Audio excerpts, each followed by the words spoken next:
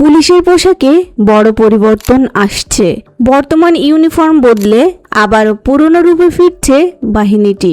স্বরাষ্ট্র মন্ত্রণালয় জানিয়েছে, পুলিশ সদস্যরা এখন থেকে তাদের আগের সেই পরিচিত নীল রঙের টপ এবং খাকি রঙের ট্রাউজার পরবেন।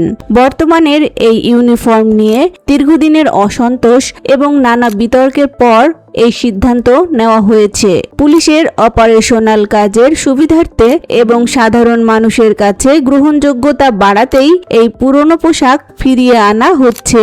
শুধু পোশাক নয়, লোগো এবং অন্যান্য সরঞ্জামেতেও প্রয়োজনীয় পরিবর্তন আনা হতে পারে।